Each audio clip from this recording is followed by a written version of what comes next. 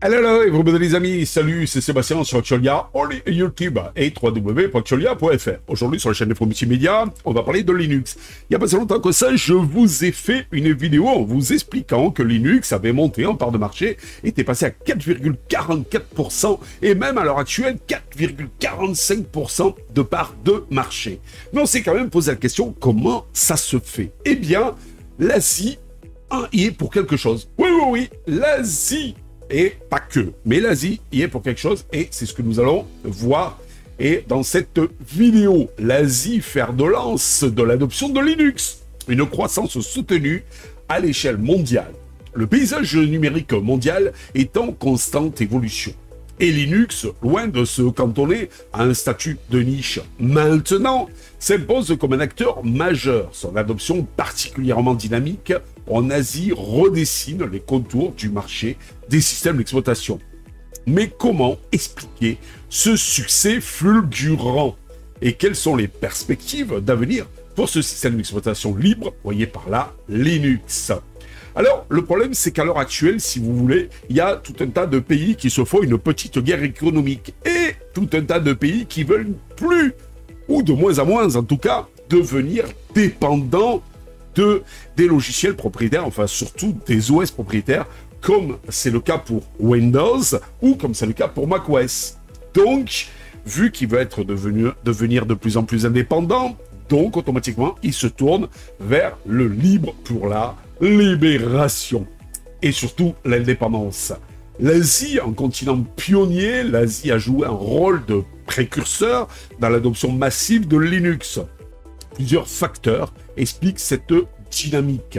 Des politiques publiques volontaristes de nombreux pays asiatiques, donc soucieux de réduire leur dépendance technologique vis-à-vis des géants américains, ont mis en place des politiques incitant à l'utilisation de logiciels libres dans les administrations, les écoles et les entreprises publiques.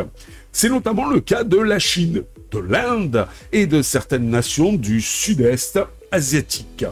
Un marché en pleine expansion, la croissance économique rapide de nombreux pays asiatiques a créé un besoin croissant en solutions informatiques abordables et performantes. Linux, en tant que système d'exploitation libre, répond justement parfaitement à ces critères. Une culture de l'innovation. Les entreprises asiatiques, notamment les startups, sont souvent à la pointe de l'innovation technologique. Elles n'hésitent pas à adopter des solutions alternatives comme Linux, ce fameux Linux, pour se différencier et réduire leurs coûts. Et ça, c'est le plus important aussi, réduire leurs coûts, être indépendante. Des exemples concrets. La Chine, le gouvernement chinois, encourage activement l'utilisation de Linux dans les administrations et les écoles. Des distributions chinoises comme KilinOS, comme Deepin sont de plus en plus populaires.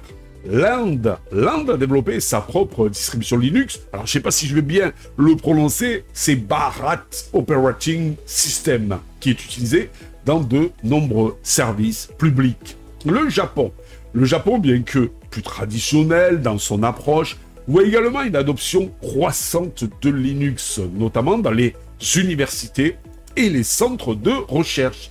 La stabilité de Linux en Occident, des fondamentaux solides. Si l'Asie est le moteur de la croissance de Linux, faut pas se leurrer, mais malgré tout, l'Occident n'en est pas de reste. Le système d'exploitation libre y maintient une part de marché stable et continue de gagner du terrain dans plusieurs secteurs. Les infrastructures critiques. Linux est omniprésent dans les centres de données, les réseaux télécoms et les supercalculateurs. Sa fiabilité, sa sécurité en font une solution de choix pour les applications exigeantes. Le développement. Linux est le système d'exploitation préféré des développeurs en raison de sa flexibilité, de sa large gamme d'outils et de sa communauté active. Les particuliers. Oui, vous et moi. Les distributions Linux pour particuliers comme Ubuntu, Fedora, Linux Mint et bien d'autres offrent une alternative intéressante à Windows et Monsieur macOS, notamment pour les utilisateurs soucieux de leur vie privée et de leur indépendance. Les défis à relever. Malgré ses succès, Linux ne doit pas se leurrer et doit faire face à plusieurs défis. La fragmentation, l'existence d'une multitude de distributions Linux peut dérouter les nouveaux utilisateurs et compliquer l'interopérabilité. L'écosystème logiciel. Bien que l'écosystème logiciel de Linux soit assez riche, il peut parfois manquer, souvent même manquer des applications un petit peu spécifiques ou des applications qu'on a sur Linux, qu'on a sur Windows ou macOS et qu'on aimerait à temps avoir sur Linux, comme par exemple des applications pour le multimédia un petit peu poussées, notamment dans le domaine aussi des jeux vidéo. Mais Steam, Proton et autres joyeusetés sont arrivés sur Linux pour améliorer de plus en plus les choses pour les grands amateurs de jeux vidéo.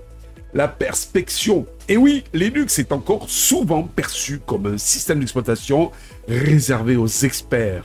Il est nécessaire de simplifier son installation et sa configuration pour le rendre accessible à un public de plus en plus large. Oui, améliorer l'ergonomie, améliorer la simplicité.